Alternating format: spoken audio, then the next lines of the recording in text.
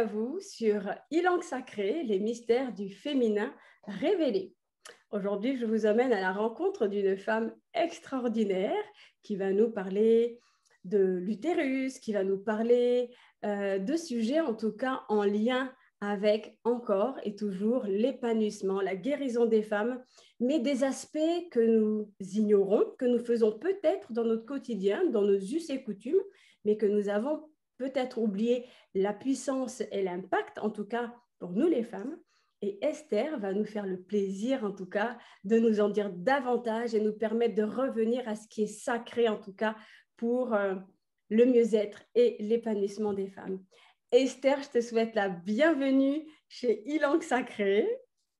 Bonjour, je suis vraiment heureuse d'être là aujourd'hui. Merci pour l'invitation. Mais avec gratitude, c'est moi qui, en général, les remerciements, c'est à la fin. Mais moi, j'ai envie de te remercier maintenant parce que je suis en joie de te recevoir, en gratitude de partager ce que tu fais. Parce que moi, je suis fière, en fait, de ce que vous faites toutes. Donc, à chaque fois, tu vois, moi, je suis honorée de vous recevoir les unes et les autres. Voilà. Alors, je ne vais pas, moi, te présenter parce que je ne te rendrai pas hommage par mes mots. Toi, tu seras la mieux placée pour nous faire découvrir qui tu es. Et j'aimerais que tu commences par nous parler de Perle Sacrée. Pourquoi ce nom, Perle Sacrée, et c'est quoi Perle Sacrée pour toi? D'accord. Si je commence par parler de la perle sacrée, je dirais que ce nom m'est vraiment venu après mes propres initiations au niveau du féminin. Et dans la culture chinoise, la perle sacrée, c'est un espace qui existe dans notre utérus et qui représente euh, l'espace de créativité, là où tout démarre. En fait. C'est comme un endroit dans notre utérus, si on arrive à y accéder, on peut se renouveler complètement. Et quand j'ai appris cette notion, ça m'a vraiment touchée parce que je me suis dit, quelle que soit notre histoire, si on se reconnecte à cet espace-là, on a la possibilité vraiment de transformer sa vie et de reprendre son pouvoir. Voilà, Ah, mais c'est j'adore, en vraiment, tout cas, c'est voilà. très beau. Et en même temps, moi, ça me réconforte en fait de l'entendre parce qu'on a beau l'entendre, mais tant qu'on ne l'intègre pas, on passe à côté d'une information qui est capitale, en tout cas pour nous les femmes. Et le fait que tu l'expliques et que tu, en plus, expliques la symbolique de perles sacrées, moi, je trouve ça magnifique. Et au sein de Perles Sacrées, parce que ce qui est intéressant de rappeler, c'est que dans Perles Sacrées, c'est le nom de ton activité. C'est bien ça? Oui, alors, Oui. oui, alors c'est vrai que mon activité, mon entreprise a un autre nom, Oui. puisque ça résume un peu l'histoire de mon parcours, puisque c'est la vie en santé. Au départ, je me suis vraiment intéressée à la santé d'une manière générale, plus axée sur l'alimentation. Et au fur et à mesure de mon parcours, j'en suis arrivée à accompagner des femmes, à toucher à toute la dimension émotionnelle de l'alimentation et à aller du coup de plus en plus loin dans cette compréhension du féminin et de comment ça s'exprime et comment on peut déployer notre puissance féminine. Donc, au sein de la vie en santé, j'ai trouvé judicieux à un moment donné de pouvoir vraiment focaliser sur la dimension du féminin à travers la perle sacrée. D'accord, mais j'adore, c'est magnifique. Et dans l'alimentation, est-ce que, alors moi, c'est une question aussi qui m'intéresse personnellement, cette alimentation-là, de façon générale, oui, je réponds déjà à ma question, mais est-ce que tu as fait un lien entre l'alimentation et notre essence féminine avec ce féminin? Alors, si j'explique vraiment le cheminement qui m'a amené à l'alimentation, ça va résumer vraiment ce qui me touche profondément.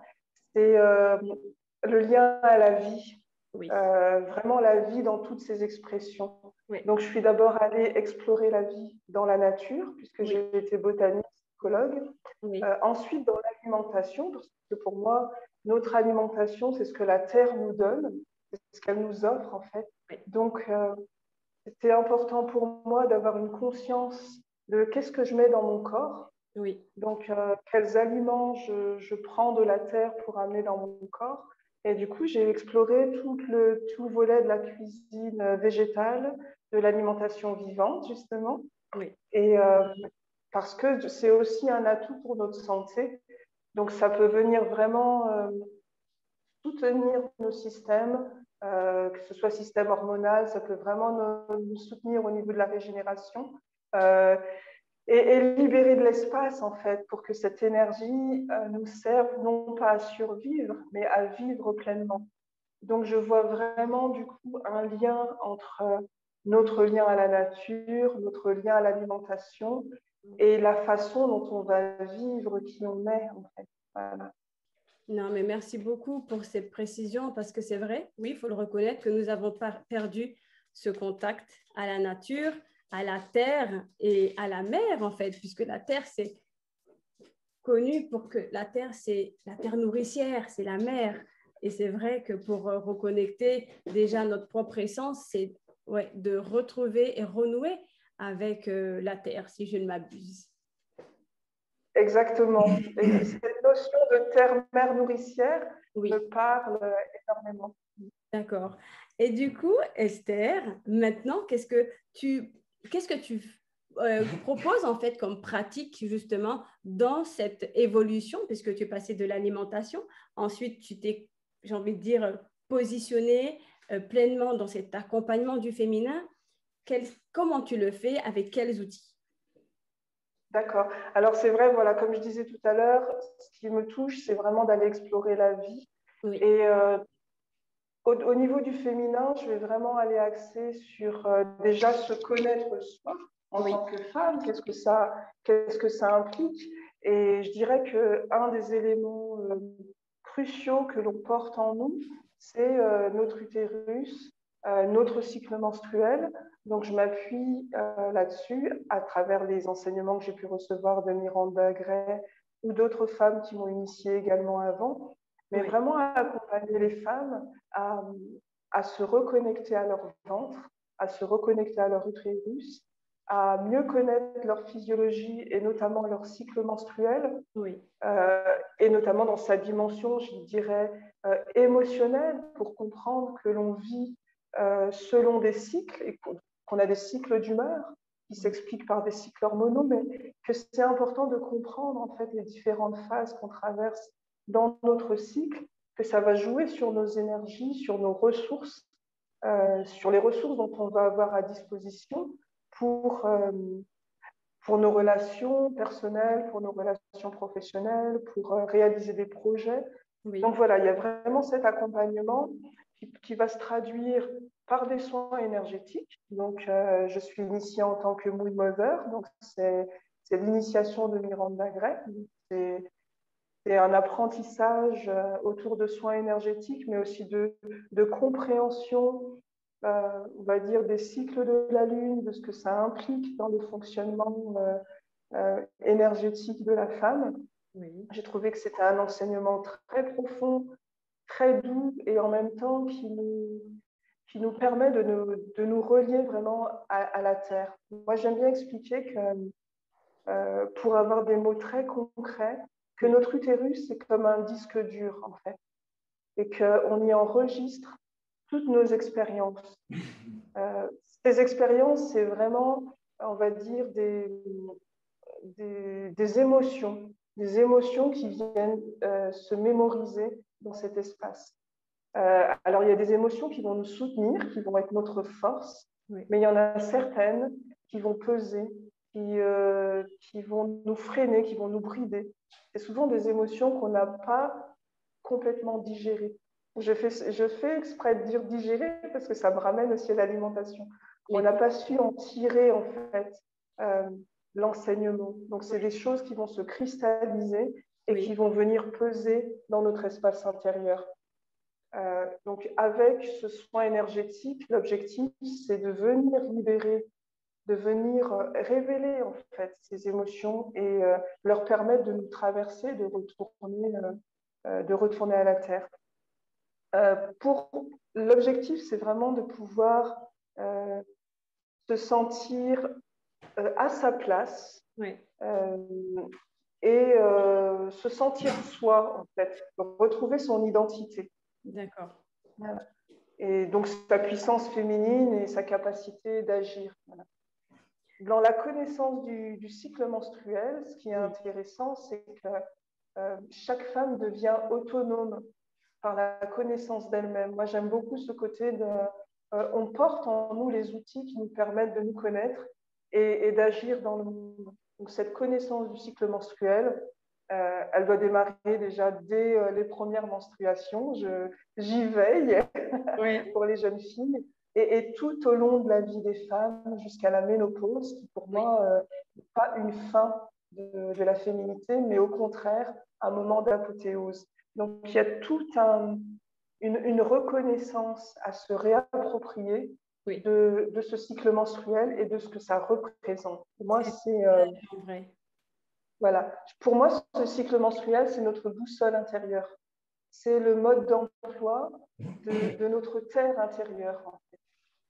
Ce lien à la nature, il se traduit comme ça, c'est-à-dire qu'on a un modèle du fonctionnement de la nature en nous qui se Oui. traduit à travers notre cycle menstruel. C'est Et comme là, quand on regarde, voilà, excuse-moi, vas-y. je t'en prie, vas-y. Je dis souvent, j'aime beaucoup dire, parler en images avec les Oui, femmes et je leur dis, votre cycle menstruel, c'est comme quand on veut faire un jardin. Il y a oui, différentes phases pour créer son jardin. Il y a un temps pour semer, il y a un temps pour aller voir ce qui a germé sans en prendre soin, nourrir, arroser. Il y a un temps pour récolter. Et puis, il y a un temps de latence euh, où on peut aussi réfléchir au design, vérifier ce qui a bien marché ou pas et se laisser un temps pour voir qu'est-ce que je remets en route pour le cycle suivant. Et dans nos vies, en fait, à travers notre cycle menstruel, on a vraiment la possibilité de fonctionner de cette manière-là. Lancer des projets, lancer une dynamique, s'ouvrir au monde, ensuite prendre soin de ce qu'on a mis en route, exactement. prendre soin de soi, voilà, Oui, récolter les fruits, mais vérifier aussi qu'est-ce qui m'a vraiment servi euh, et qu'est-ce que j'ai besoin de changer, de transformer ou de laisser. Et finalement, un temps pour faire comme une sorte de bilan, d'évaluation, avant de repartir sur un nouveau cycle. c'est clair que Et ce mode de vie cyclique, eh oui, ben, on le retrouve dans la nature à plein de niveaux. c'est ce Et que c'est pour j'allais ça te qu'on relie la demander. femme à la Oui, lune. Voilà, quand voilà, on la relie la lune. femme à la lune, c'est pas Oui, pour rien.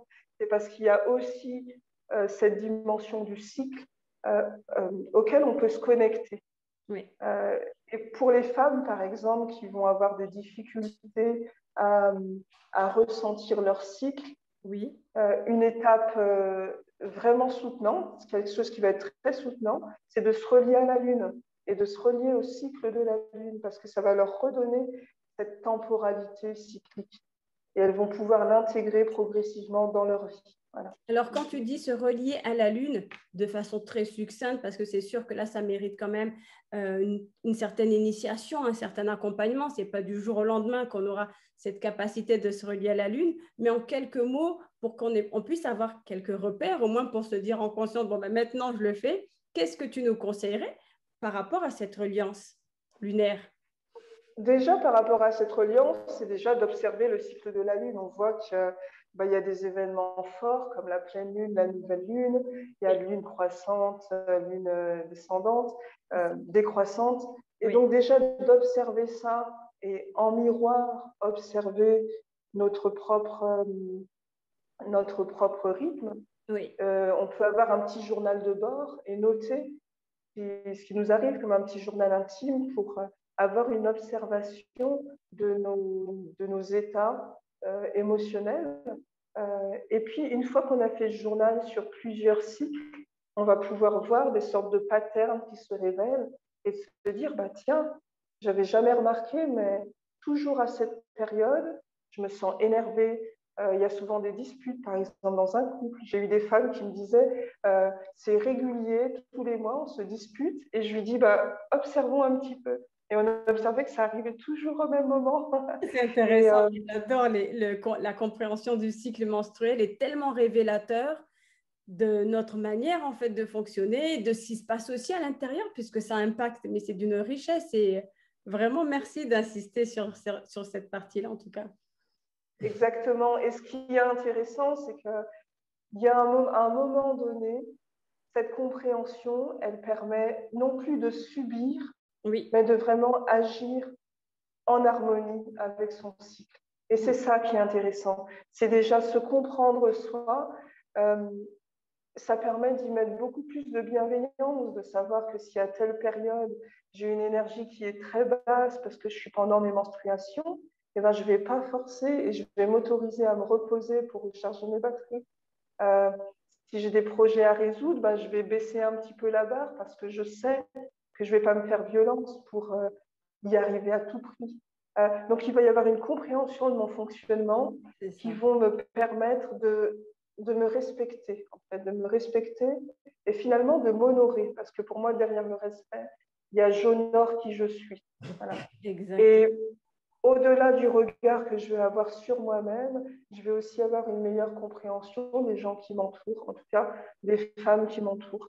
Euh, J'aime beaucoup dire aux femmes que j'accompagne ou même à mes amis, euh, échangeons pour nous dire à quelle phase on en est. Parce que c'est comme se dire sa météo du jour. C'est comme dire, bah, moi aujourd'hui je suis un peu fatiguée. Bah, si je te dis, moi en ce moment, je suis dans ma phase préovulatoire, je suis en archétype jeune fille, ça veut dire que j'ai plein d'énergie. Et Ouais. peut-être que si toi tu es fatiguée, je peux être soit là en soutien, Mm. ou alors je peux essayer aussi de mieux respecter ta fatigue pour justement pas te faire violence. Donc il y a quelque chose qui peut se créer pour harmoniser les relations également. C'est Donc ça, je trouve, on peut aller très loin dans cette compréhension ah, mais du complètement. cycle. Complètement. En tout cas, je me réjouis encore une fois qu'on aborde ce sujet parce que c'est, j'ai envie de dire, la base de ce qui fait de nous des femmes. Et ce sujet reste Voilà. encore quand même tabou, même si ça Oui, commence à se, j'ai envie de dire, on commence à en parler avec beaucoup plus de sérénité, mais quand même, pour certains, c'est encore certaines, c'est surtout encore très gênant, très tabou, et voilà. Donc, il est important aujourd'hui qu'on remette les choses dans leur contexte. Ça fait partie des attributs de la femme et que ça mérite d'être honoré, d'être accepté, tout simplement. oui, Et oui, oui. là où j'ai envie, Alors, dis-moi. non, je disais, je parle beaucoup, mais c'est vrai que du coup, pour revenir vraiment au thème que tu voulais Oui, explorer aujourd'hui, j'allais t'y emmener. c'est vrai voilà, il serait qu'il y a d'autres facettes sur lesquelles j'accompagne les femmes. Oui, Je vais les passer en revue pour vraiment aller sur le thème dont on va discuter aujourd'hui. oui, Euh, mais c'est vrai que je suis aussi accompagnante à la naissance, donc j'accompagne les couples pendant la grossesse parce que voilà, on est toujours dans cette histoire comment on accueille la vie et comment on prend soin de la vie. oui. Euh, et puis, il y a les cercles de femmes et les constellations familiales. Voilà. D'accord. Donc, on va dire que ça, c'est un peu ma mallette où Oui, j'ai tous ces possibilités pour accompagner. Donc, pour moi, je garde toujours une vision globale et en fonction des personnes que j'accompagne, bah, j'utilise tel ou tel outil. Voilà. d'accord. Euh, voilà. Et alors, justement, par rapport à la thématique du jour, là, effectivement, c'était de comprendre les différents outils qui peuvent permettre aux femmes, justement, de se reconnecter à leur essence féminine. On va vraiment focaliser aussi l'attention sur les constellations familiales, les lignées de femmes. Alors, qu'est-ce que c'est déjà des constellations familiales? En tout cas, par rapport aux femmes. Alors, c'est vrai que les constellations familiales, ça concerne tout le monde, hommes, femmes, Oui, enfants. Et c'est vrai que moi, vu que j'interagis surtout avec les femmes, je l'utilise dans ce cadre-là pour vraiment aller voir. Pour moi, ça permet d'harmoniser le système familial parce qu'en tant qu'individu, on est toujours relié à son système. Ça veut dire on est relié à ses parents, on est relié à ses grands-parents, on est relié à ses ancêtres. Euh, on est comme un arbre qui a ses racines, quoi. Donc, même si on ne les voit pas, on interagit avec ses racines, on porte ce qu'il y a dans notre système familial. Et parfois, qu'on porte peut être un frein, peut être un fardeau, et on peut finalement vivre une vie qui n'est pas la nôtre, parce qu'on est en train de vivre ce qu'auraient voulu vivre nos aïeux. On est en train de continuer à respecter un contrat inconscient qu'on a passé avec un membre de notre famille ou un ancêtre. Voilà, donc le but des constellations familiales, c'est vraiment d'aller réharmoniser le système pour vraiment redevenir vraiment, j'allais dire, légitime dans sa vie, revenir à sa place. Voilà, et vivre sa propre vie à soi, indépendamment de nos ancêtres, en fait, finalement. Exactement, exactement. L'idée, c'est de se dire, vous m'avez donné la vie, merci, mais maintenant, je vis ma vie. Voilà. Et ça, c'est vraiment important. Et j'ai pu remarquer, c'est clair qu'en accompagnant les femmes, il y a déjà la relation à la mère qui est inévitable. Et juste en travaillant déjà sur la relation à la mère et souvent sur la lignée féminine, on va pouvoir débloquer énormément de choses. Juste pour donner un exemple, une femme qui va me dire une maladie qu'elle a, en fait, elle la repère chez sa mère, chez sa grand-mère, chez son arrière-grand-mère. Et finalement, derrière cette maladie, le but, c'est d'aller chercher qu'est-ce qui s'est passé. Donc, on va aller chercher au-delà du symptôme, en fait. Parce que le système familial, j'adore parce qu'il y a vraiment une similitude avec l'écosystème naturel. On est interdépendants. Dans un système naturel, tous les éléments sont interdépendants. Mais le système cherche toujours à rester en équilibre. Donc, s'il y a un déséquilibre quelque part, il va essayer de compenser pour rester en équilibre. Et c'est ce qui se passe dans nos systèmes familiaux. Donc, il y a un endroit où il peut y avoir un déséquilibre et ça va compenser. Donc, il y a quelqu'un qui va porter une charge et soit il va réussir à la libérer. Souvent, on dit qu'il y a des membres dans une famille qui sont ceux qui vont venir libérer la lignée. Exactement. Et puis, des fois, ça va juste être transmis aux générations suivantes. Voilà. D'accord. Mais est-ce que dans les constellations familiales, en tout cas dans la lignée, parce que là on est vraiment sur la lignée féminine, est-ce qu'on n'a que cette facette de libérer des blocages, de libérer, on va dire, des malédictions et autres, ou est-ce qu'il y a aussi un côté quand même positif ou pas du tout? Alors, je dirais que dans tous les cas, c'est positif, mais c'est vrai qu'il y a également des constellations qui permettent de récupérer la force de notre lignée.